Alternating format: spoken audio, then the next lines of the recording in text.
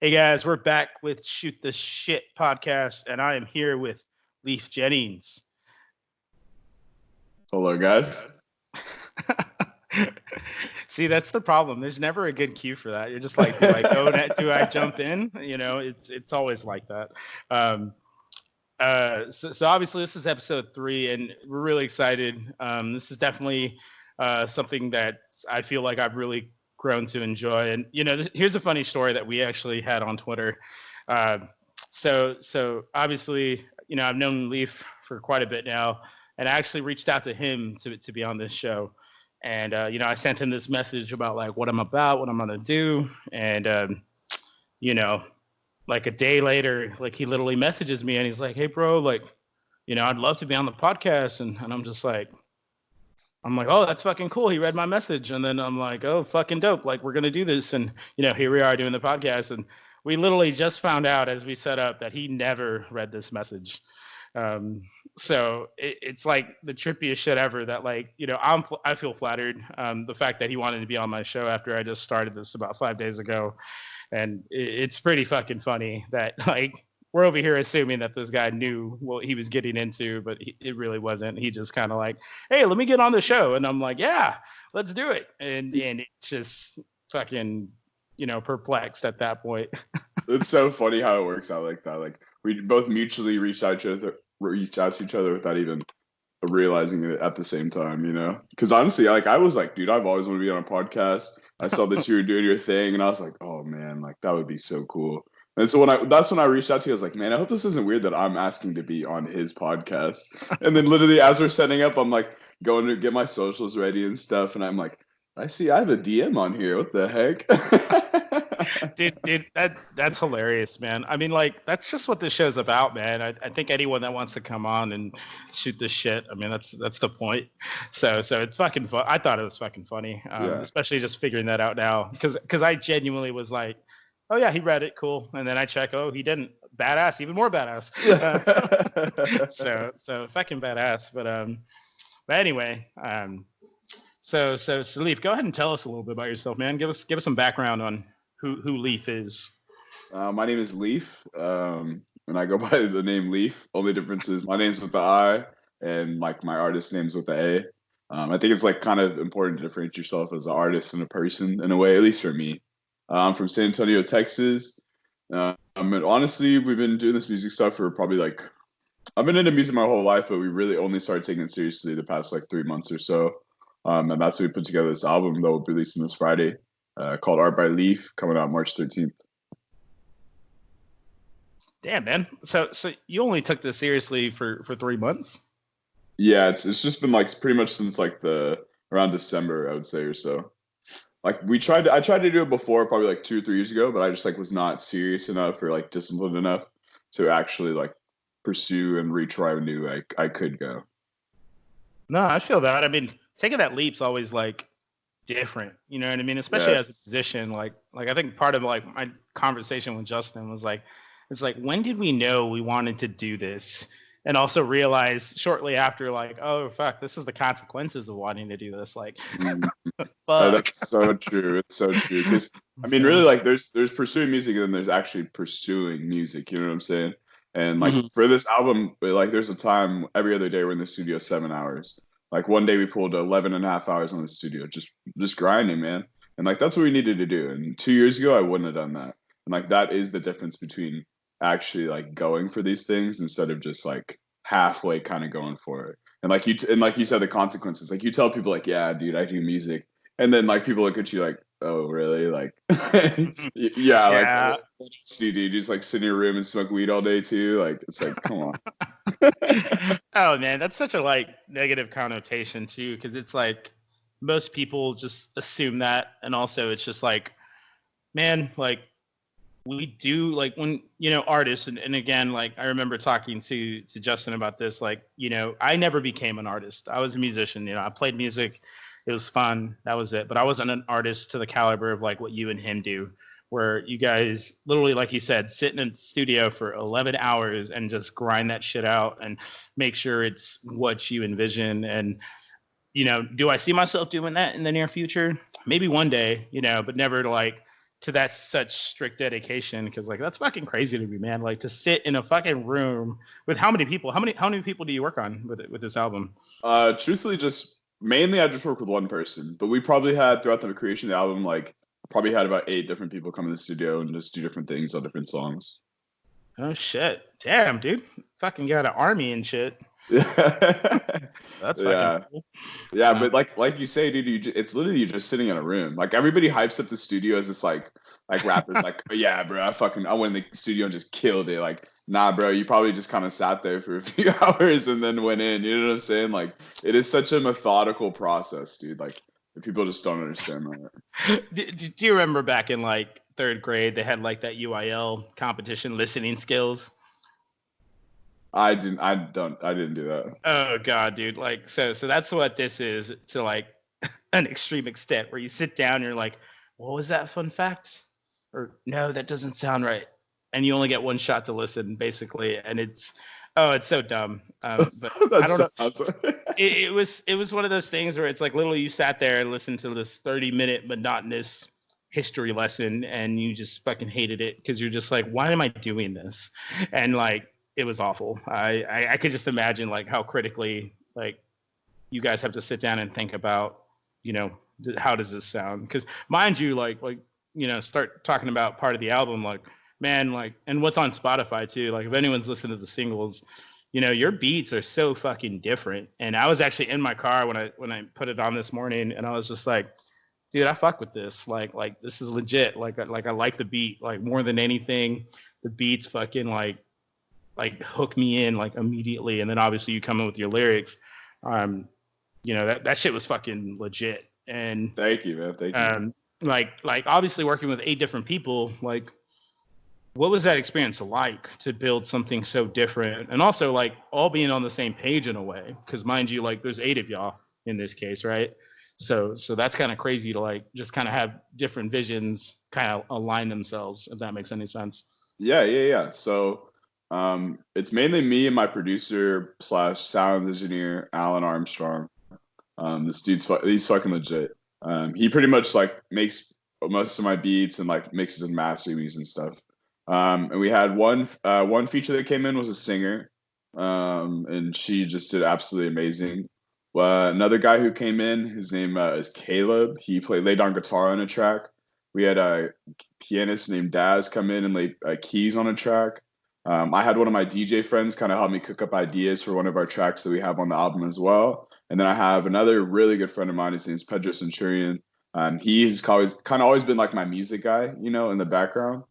So he was involved in a lot of songs on this album as well, and like, you know, a couple more people. And it's just like, when I bring these people in the studio, like I always tell them like, any idea that you have, you can tell me, because I feel like when artists start to restrict the people that they work with, it's like it becomes kind of like you're not getting the best and most genuine idea. So I always tell these people, hey, any ideas you have, like please speak up. Like the more things that we can think of, like I never just want to be on one track for a whole entire song. Like I want to try different things. You know what I'm saying? I want to branch out and see what we can do. And I think that's what's so beautiful about music is that everybody can relate. Like these people may not listen to like rap music in particular, but they can come in and like vibe with what we're doing, and we can meet in this beautiful middle ground, you know? No, man, and you're exactly right. Like I feel like when I saw this, like I don't listen to rap music, like first and foremost. Like I really don't. Especially all the mumble rapping going around nowadays. Yeah, Like fuck all that shit. Like I could care less for like any of that bullshit. But like, you know, like I feel like the vibe I got from like all the tracks that I've heard so far, it's just such a good groove, man. It's almost like a jazz to it. And like every song had like such a different feel to it. It fucking like,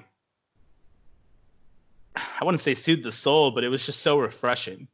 You know what I mean? It was good to hear something genuine and raw and passionate. You know what I mean? Because I'm really tired of that mumble rap shit. Like fuck off. Like, dude, seriously. Like, I don't know how those fools are famous. Like, you know what I mean? At the end of the day, because it's not, at least to me, it's not like, I don't even know if that's what they want to do. I feel like I've heard some of them on live interviews talk shit and be like, "Hey, I ain't even that good of a rapper. I just got famous off that one song." And I'm just, what the fuck? Bro, I'm pretty sure I've heard that. I need to I need to fact check myself, but I'll find a video and I'm sure like they'll admit that like, nah, it ain't that good, which is fair.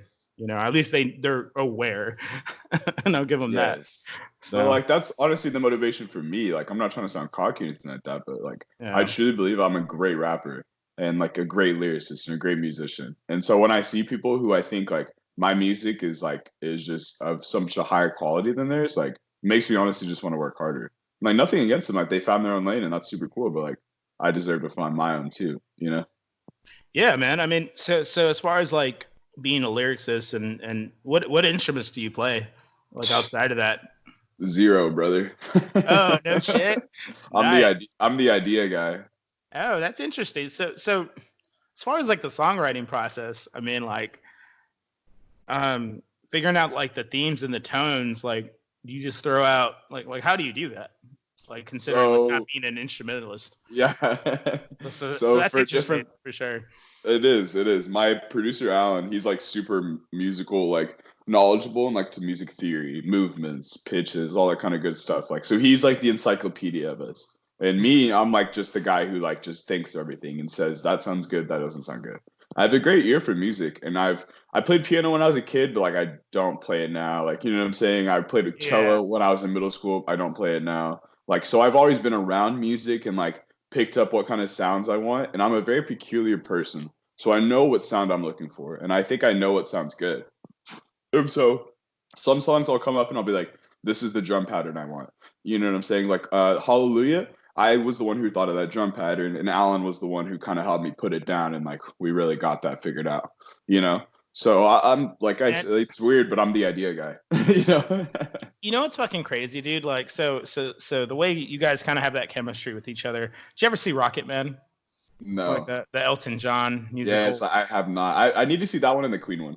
So man, so what's fucking dope about that movie is like obviously like Elton John pretty much backed that movie like 110% because he loved Taron Egerton and basically what they wanted to do with the film and basically put his entire life out there. And it's fucking cool. They really talk about his relationship with his best friend. And basically, they wrote every song that you hear today, like they wrote it together.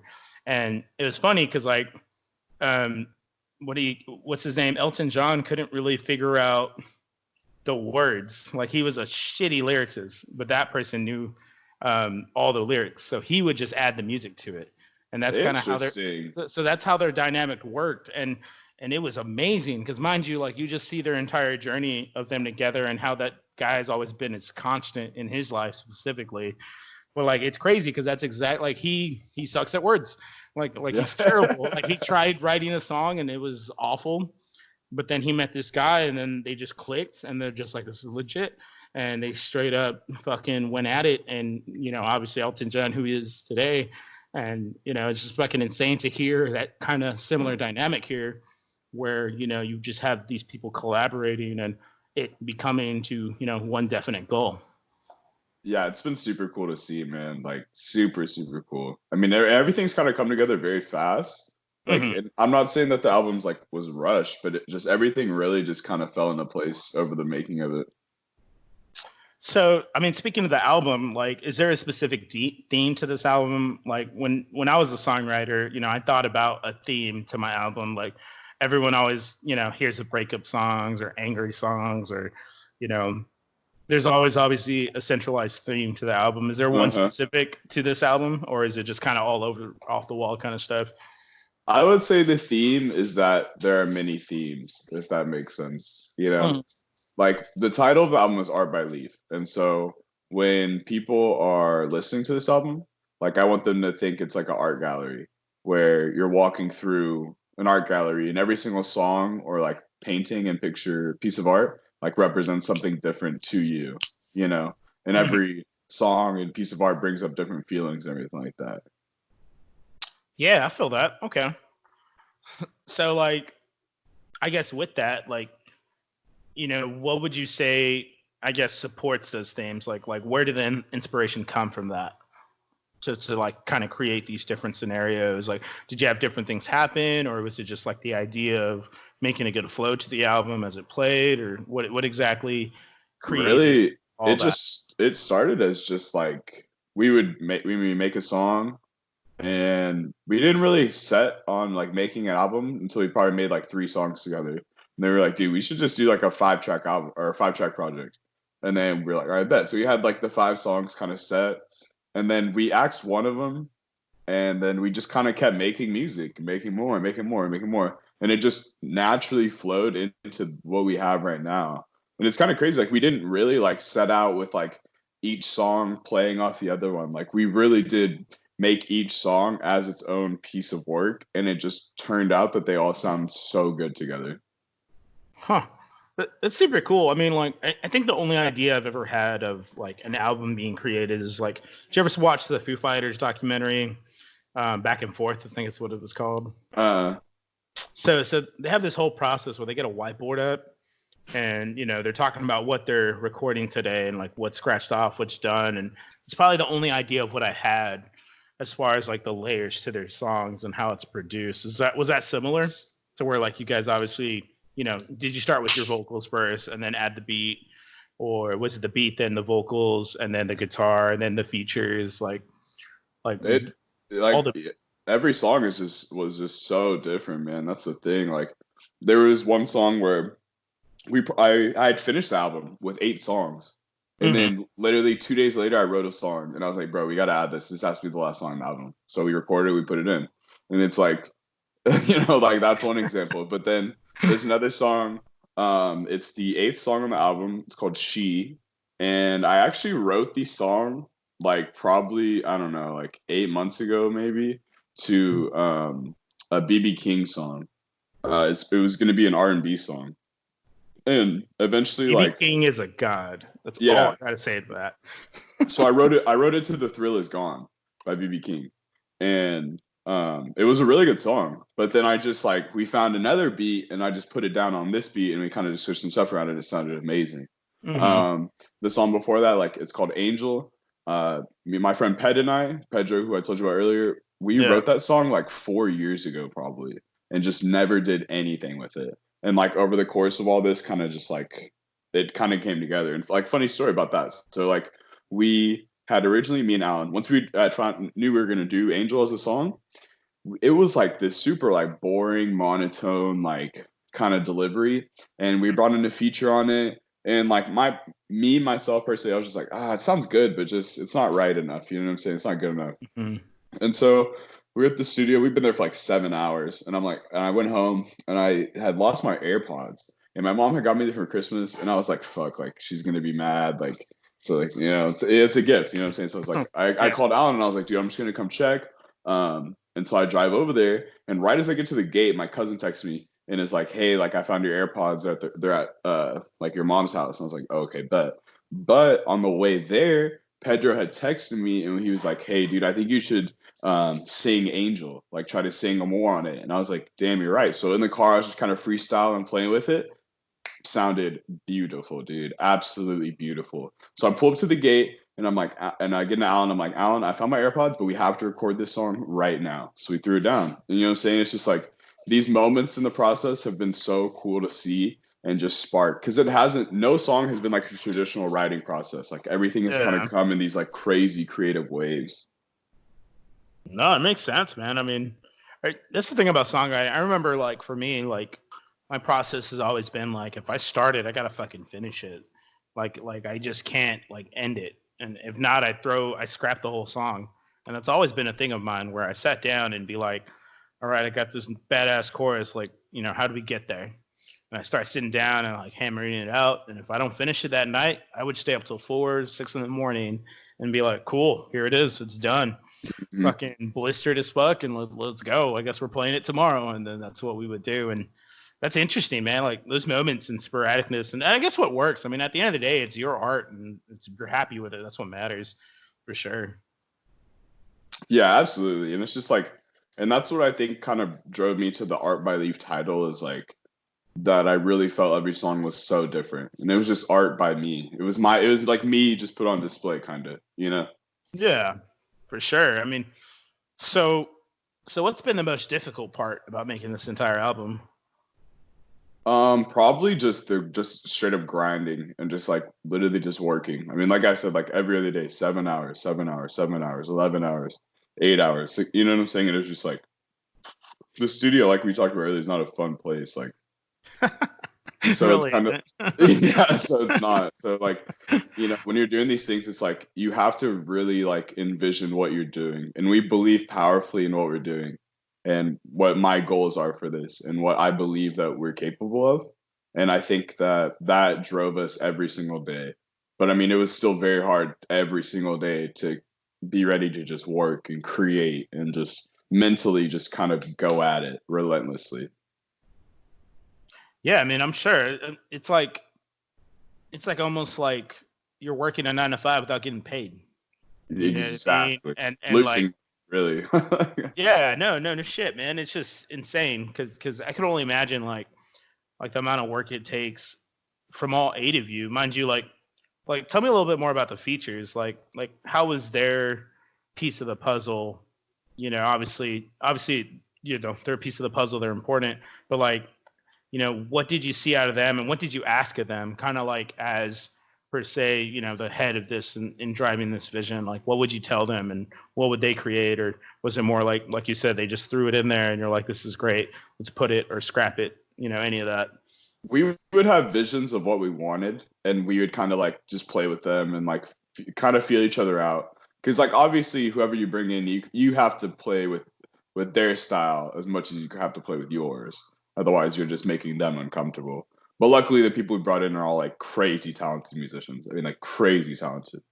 So on the first song, "Not Today," the guitarist Caleb, he plays like math rock, and like I don't Mm. even really know what that is, but like it's like pretty much like I super was about to say, I don't know what that is either. yeah, it's like pretty much it's super calculated guitar movements. It's like four guitars playing all together at the same time. You know what I'm saying? And like Hmm. just like very methodical, calculated music. So he's like kind of like my producer, very technical about it. So bringing Yeah. him in is different than bringing Pedro in, who's more like me, more of like a freelance kind of like vibe out with it. You know what I'm saying? And Caleb was great at it, but it was like what he brought to the song was so cool and so different because he kind of laid down the whole entire. There's like a beat change in the first song, and he lays down that, and he plays the whole entire solo.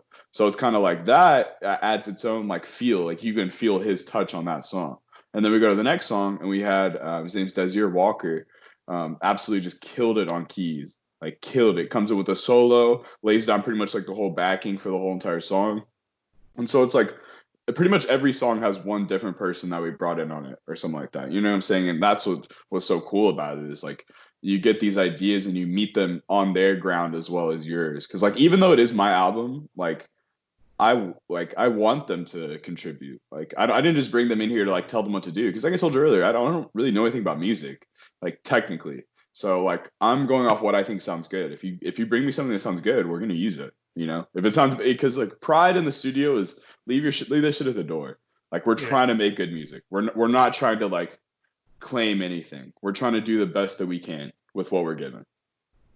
Yeah. No, man. I mean, it makes sense. But like, so, I mean, at least for me, like, I think that's always been like my weak point is like working with others and just not necessarily pride, but it's just like the idea of like, man, that's not the vibe I want, or like, that's not the tone I want. Like, just kind of directing them has always been like a different, I guess, scenario for me personally. And that's why I like never did a band. Always did like random coffee shop acoustic bullshit, and Yeah. that's just kind of always what it's been. And it's really interesting to hear you be so adapting towards that. You know what I mean? Because it's just like, all right, well, you're a different piece of this puzzle. Let's make you fit somehow, and it just kind of works that way, and it's fucking cool. Um, do you guys plan on ever touring and trying to perform live? Yeah, so it pretty sucks actually. We had like a live show that we were getting ready to like announce or anything like that, and then Mm-hmm. like the guitar player broke his hand. So we're kind of out right Oh, now. damn, that sucks, man. Yeah, it's all good Um, though. Like it honestly gives us more time to practice to get more things set up. But really, like our my vision at least is that we kind of see what happens with the album, see the traction we get, and then start locally and just kind of go out from there.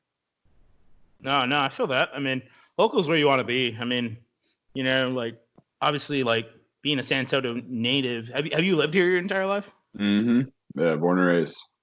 That's crazy, man. I mean, like, it's cool that like San Antonio has like a lot of representation. Because lately, I feel like we've been losing a lot of things that make San Antonio San Antonio.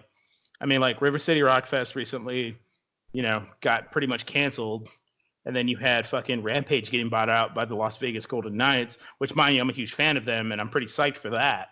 But still, it's like as far as like the city's concerned, they're losing more representation in the city, and that's a bummer. You know what I mean? So it's cool that Mm-hmm. you got local artists trying to not only put San Antonio on the map, not that it needs it, but like it shows that like we're developing a music scene because the more I hear, the more I live here. Mind you, I've only lived here like not even a year yet, close to a year. Uh, um, it's just cool to fucking find out all the passionate people that make this city what it is.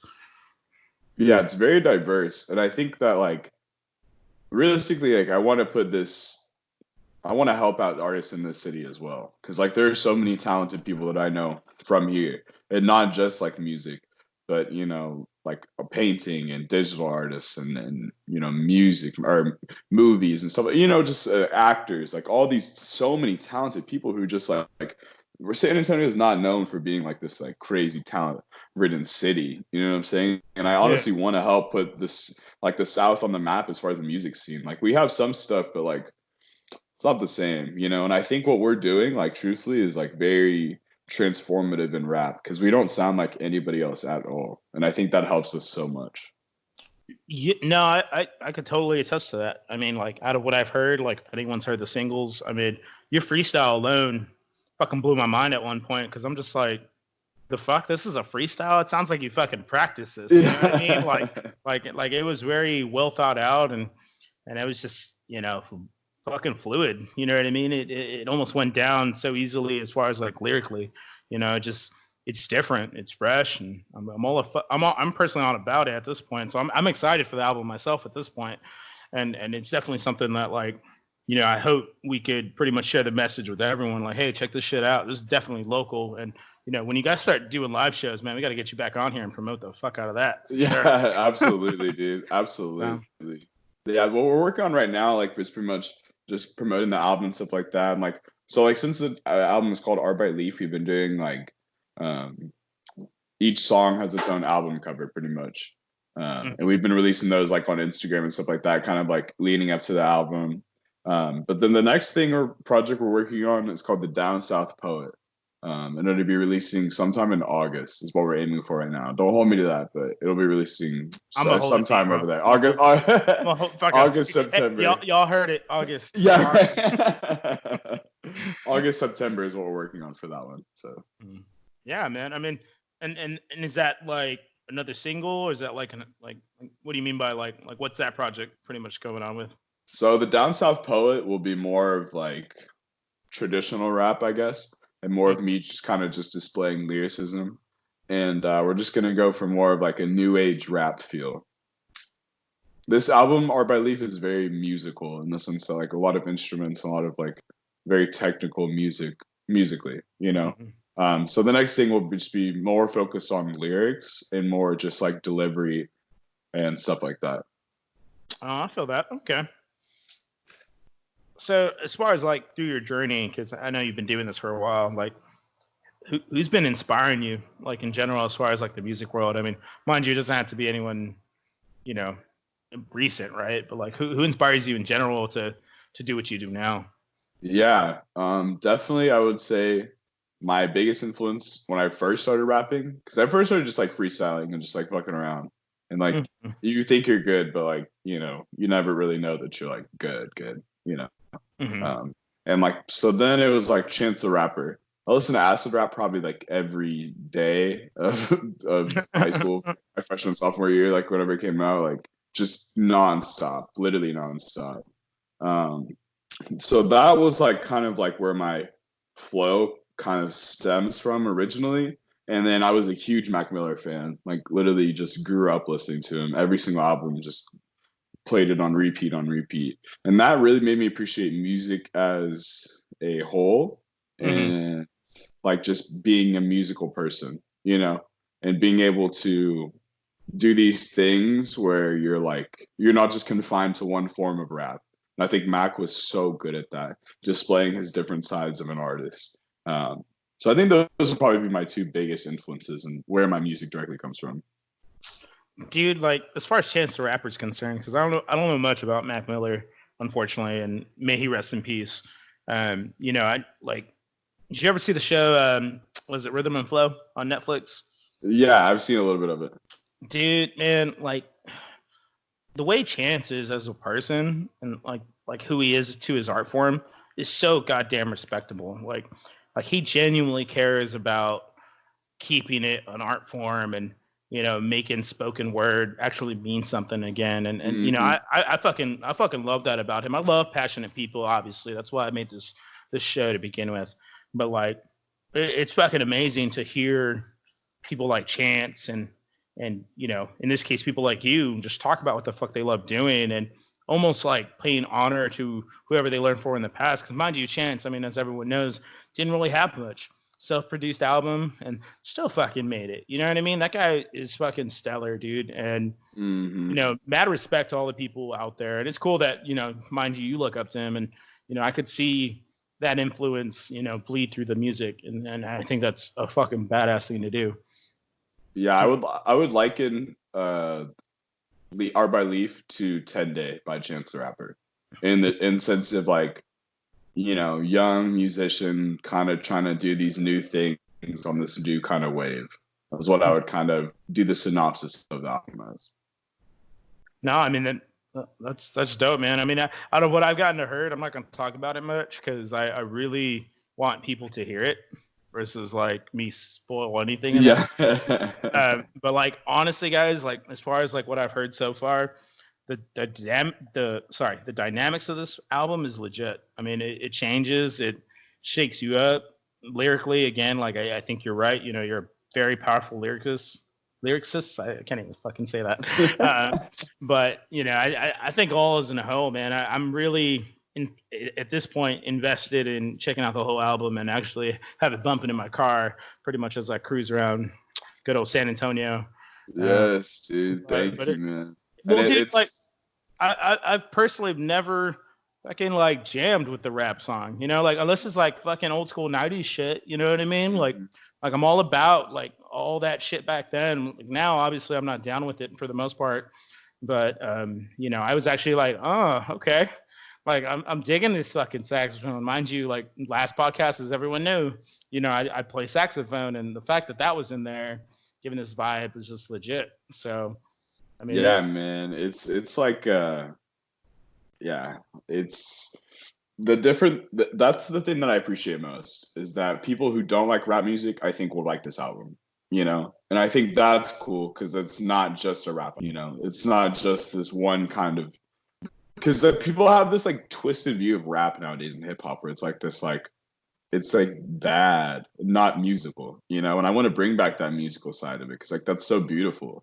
Like there's such an art form to rap music that like, and rapping in general, that people just like don't respect.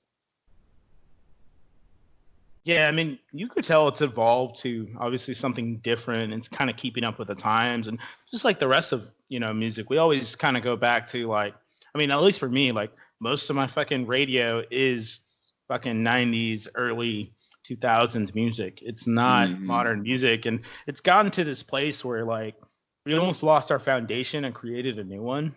And that's fair. I mean, mind you, that's who we are as people and we evolve, but it's just not our, for certain people, it's just not our taste at all.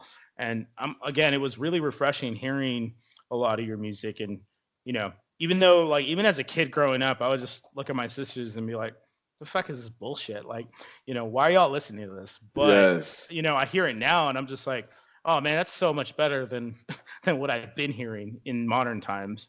And I fucking enjoy it, man. It's cool to know that like I could still fuck with this while still listening to my old shit, which is fantastic. Mm-hmm. So I think that's some legit shit right there.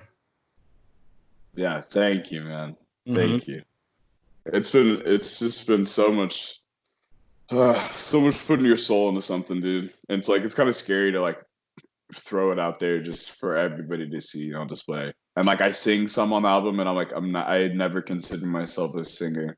I mean, okay, low key, everybody always thinks they can sing. I'll tell you this, you probably can. Okay, you just got to work a little bit at it, you know. But there's a voice in everybody, I think. Dude, that's extremely fair. I mean, it's funny. So, this is another great story as far as like, I guess me as a person. So obviously I did band for a while. Anyone that heard the last podcast knows that. And I was a saxophone player. But what they don't know is that like I went to Berkeley College of Music summer program. I lived up there for 5 weeks or whatever. And within those 5 weeks, dude, I went for saxophone and I came back a singer. Like I wanted to sing. Like there was something about being in the Boston atmosphere with a bunch of fucking God, so many handfuls of musicians, which I hope I get on this show. Mind you, I'm bringing them back because those guys were all fucking badass. And I came back a singer, and everyone was like, "What the fuck?" So eventually, came back. I still did my thing on the saxophone. I love jazz music, played jazz. That was my other passion. And then I fucking basically, when I was going to college, I auditioned to be a voice major. That's ended up what happened. And so with like maybe 3 months worth of work, I actually got in and super happy about it. I mean, at the end of the day, I didn't want to be a teacher for it, but I'm exactly with you on this. Like anyone could be a singer as long as you actually work on it. Cause it's fucking true. Like for anyone that thinks that they can't be, like, there's also another friend of mine. What's his name? Jesus Carranza. Everyone gave that guy shit that he couldn't sing. And he's out there making an album himself too. And he's fucking stellar. Like he's another guy I need to bring on here. But that guy was fucking stellar too. So yeah, dude, you're 100% right that anyone could really sing as long as they put the work in and they fucking go for it. Yeah, and I'm not like out here saying like you're all gonna sound like Dana Caesar and Beyonce and like nah, like let's relax over here. Yeah. But like no shit, you right? can sing. Like there's a voice and a sound for everybody for sure. You really do have to find it and like be willing to find it. Dude, and like what's crazy, like you mentioned earlier about like putting your soul into an album. It's super crazy. Like when you said that, like I know I'm referencing a lot of movies, but that's what I do.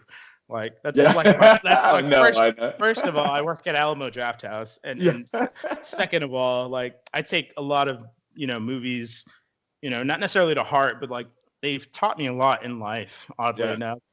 And I'm gonna bring up another documentary, Lady Gaga. So she, what was it, 5'2" or some shit like that? I believe it's what it's called. So this last album that she brought out before Star Is Born came out, and everyone's like, "Oh, she's amazing again." So that album in particular had no actual influence through the studio. That album, she pretty much made her, and like, this is me. None of this fucking poker face shit. None of this weird shit. Like it's very like country style. Like it's kind of her. And honestly, I love that album. Like as far as I'm concerned, like it really showed and showcased like her vocals more than anything. And she talked about how like when they first initially released it, she was just like so disappointed because no one liked it because it wasn't the same poppy shit that she would do. And people were fighting it. And then like she went on tour to basically express why she loved it. And eventually people were just like, oh man, this makes sense now. Like this is just who you are as a person and etc. whatever. But she literally was like, no, this is my art. Like I don't give a fuck whether you like it or not, but this is me, and accept that fact. And it's just crazy that that's the one that they didn't really enjoy when it was like honestly probably in my opinion one of the better ones. But it's just crazy because it's true, man. Like people work hard on this shit, and if they don't appreciate it, fuck them. That's what I say. Like, exactly. They fuck them, dude. Because at the end of the day, it's all you. So some good shit, man. Yeah, thank you. Yeah, and that's exactly like if people don't like my music, I mean that's fine with me, honestly. Because like my music is for people who were like me growing up, like who you feel like lost and kind of like you're not really happy about a lot of things and stuff like that. Like if I just save like one dude out there, like that's cool. You know what I'm saying? Like that's not my my ultimate goal is to like truthfully like this is like I hope this doesn't sound too materialistic. But like my true goal is to really make enough money to provide generational wealth for my family and friends. So like they never really have to worry about anything else again. And like eventually I want to make movies and TV shows and like, podcasts and like literally be a media mogul. You know what I'm saying? Like down the road someday. And music, I think to me is the best path to get to that place. And so that's kind of what we're using it as right now. But at the same time, if my music can save people out there, because like my music for me is an emotional outlet. Movies and TV shows and all that kind of stuff is a creative outlet.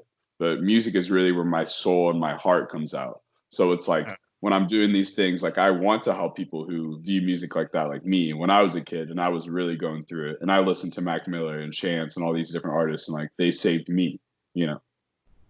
Nah, man, like it's true. I mean, like music. I mean, I mentioned this with Justin too. Like it's a big deal, and it saved a lot of people from just knowing that like not necessarily they're not alone, but like there's people out there that could relate to an extent, and sometimes that's all we need to hear. You know what I mean? And that's badass, man. I don't think that sounds materialistic at all, man. I mean, at the end of the day, we have goals. We're not doing shit to just do shit.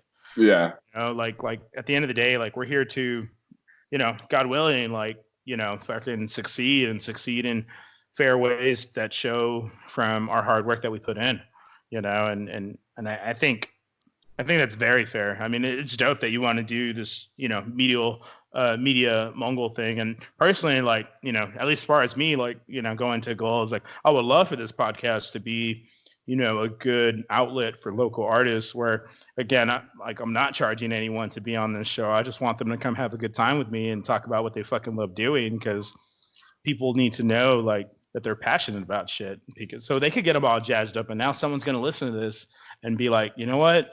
I'm gonna be just like Leaf, and I'm gonna go fucking sit in the fucking studio for 11 hours and make an album that I care. You know what I mean? Like for me, passion really motivates me to do more. And shout out to Gary V. Gary V is this huge fucking entrepreneur that's fucking amazing, and that's part of the reason why I'm doing this podcast, because everything that he said has motivated me to finally do something about it.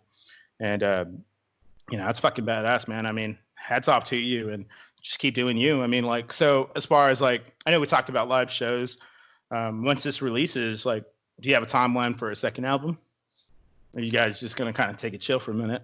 It would be, the Down South Poet would be our second album that we want to work on, or that we're working on right now. My producer, okay. DJ name. He does a lot of EDM music and like dance, electronic stuff like that. His album is going to be releasing in April. So that's kind of what we're both kind of focusing on right now and trying to work on and get out as well. Because like really, this is like for both of us. He's like really like my dude behind the scenes who just like mixes, masters, produces everything, man. So like he's the Ryan Lewis to your Macklemore. Yeah, basically, man. He's like really, dude. Like, or like, it's crazy. Like, and he's such a selfless person, where I'm like kind of a selfish person, and like it really works out. He doesn't really want any of like the direct fame. Like, he doesn't care if he's known. Like, he just wants to make great music. And me, like, I want to be like, out there, and I want to be the face of the next movement of music, and then face of like the next generation, truly. And like those are big goals, but like, I mean, that's fine with me. Yeah, hell yeah. I mean, go big, go home, and just know. Yeah, I mean, like at the end of the day, it's just about the work you put in. And I mean, as far as I'm concerned, you're at a good start for sure. I mean, we have a lot. I feel like, I mean, you were just talking about how you took this seriously 3 months ago. Imagine if we dial that back and we talk about, 3 years ago, where would you be now? You know what I mean? I don't know if you'd be on this podcast, but I sure as hope you would. Yeah. You know what I mean? Like all I'm saying is like, man, like at the end of the day, you got the drive, and the drive will take you as far as you want to go. And, obviously, as you know, the consequences that come with it, the reward's even heavier, in my opinion. So. Yeah. And people don't like look to that, I guess, like, and like I hate everybody's like just thinks that like okay, I'll say this, like I used to think everybody was like me, like they wanted to be great, like, and I really believe that I was chosen for something bigger than myself. And I used to think everybody was like that, like everybody wanted that. But then the older you get and the more you talk to people, the more you realize that people are okay with just kind of like doing their own thing. And that's fine. Like but it's just like growing up, you think that everybody thinks like you know what I'm saying? And then you realize like, oh, I just kind of think different than a lot of people. Like a lot of people aren't complacent necessarily, but they get satisfied with what they have. And like I don't really get satisfied with a lot of things easily until I want them exactly the way I want them. And I know what I want, so I'm not going to be satisfied until I get that. And like I know that sounds like weird in a way and almost like I don't mean to judge people. I'm not even like looking down. Like I appreciate that they can live like that and like you know what I'm saying, just kind of like just chill, you know. But I'm always like I've always thought that I'm supposed to be do something a lot bigger than me, you know, than myself. Yeah, no, I mean that makes sense. I mean, I think too, like I think everyone's like status of happiness and success is really defined by their own, and I think what's And that's what's crazy. I never yeah, thought that growing up. You know what I'm saying? I yeah, thought we all had the same like vision of it. That's a great way to put it. Yeah. yeah, and I mean like the way I see that is like again like everyone has their not necessarily settling. Mind you, this is just where they want to be, and that's fucking great. Mind you, like if you want to be the best goddamn garbage man that's ever been on this fucking planet, then you go out there and fucking be that. You know what I mean? Exactly. And I think for me, like it's great to see people at least know that and be aware of what makes them happy as far as that. And that's what's cool about talking to you right now. Like you have this drive that you just want to fucking do this and be the face of that, and that's fucking great. And I hope you hang on to that because at the end of the day, that's what you want. And look at Dave Grohl. Like I don't again going back to that documentary, it was fucking cool. Dave Grohl wasn't. I wouldn't call him an asshole, mind you. He probably could have done this a little bit better Yeah. as far as like how he handled the situation. But they're on. I forgot if it was The Color of the Shape or the one after that, One by One. I'm trying to remember which one. But basically, they recorded the album, and then he calls back the entire band and was like, "Hey, we're redoing this track," because he basically replaced that drummer with him playing the drums. Because mind you, Dave Grohl's a fucking god, and he was just like, "They're like, why are we doing this?" He's like, "Oh well, honestly, that track wasn't the way I want it. This is the way I want it." So he plays the track and he doesn't tell the other guy, which honestly is really fucking shitty. Yeah. That's Like honestly, it's really fucked up. So the guy eventually quits the band, right? Rightfully so, because mind you, that was not cool. Yeah. But like I respect the fact that like that guy was really like, this is how I want things and this is how I'm gonna get there. And mind you, that fucking album ended up killing it. You know what I mean? It fucking tore a shit up. He toured with them live, I think, and then left the band because he couldn't do it anymore. But I mean, like that drive and determination is very respectable to me as a person because, I mean, at the end of the day, like you want to be successful and you don't want to settle for anything less. And if that's your level of success that you define, then you fucking did it. You know what I mean? And there's no backing out. And again, like you define that, like anyone's level of success should never be compared to anyone else. And if they're out there doing what they're doing, then fuck, Exactly. But it's like shit. yeah, like growing up, like I think that everybody wants to be as successful as possible in what they do. You know what I'm saying? Like everybody wants to be like number one in what they do. And people just don't have that competitive drive really. And like that's what surprised me the most growing up is that you think everybody wants to like just be the best, be the best, be the best. And like maybe like settle's probably not the right word, but it's just like people just like are okay with just kind of like just chilling, you know? And like it's just crazy how people are so different like that. And like growing up in kind of the same surroundings, but their whole lives are just like your motivations are completely different than the person next to you. No, I agree. Thank you. I think it's crazy. Like when I first kind of like, I remember growing up and I would always compare my success, to my sister's and how I would look down on myself because of it. And that's the problem with comparison. Like when you sit down and you're thinking like, well, that person's doing that. And well, I'm doing that. And even now, like in our mid 20s, how old are you? 23. You're 23. See, I'm 26. Fuck, I forgot my age. But when we sit down and we let social media drive our successes when we're looking at like, hey, our friend just became a lawyer or hey, this person's a fucking famous politician or hey, that person's doing this and I'm just kind of a waiter, that kind of bullshit. And it's just kind of like, that's the reason I stopped comparing. I stopped comparing what other people are doing and just stopped caring because at the end of the day, like I'm just trying to one, feel self-fulfilled and just self-aware of that, of like, I don't feel like I'm doing enough, then I need to push myself to do more. And I think, in certain cases, some people don't always see it that way, and they knock themselves down a peg.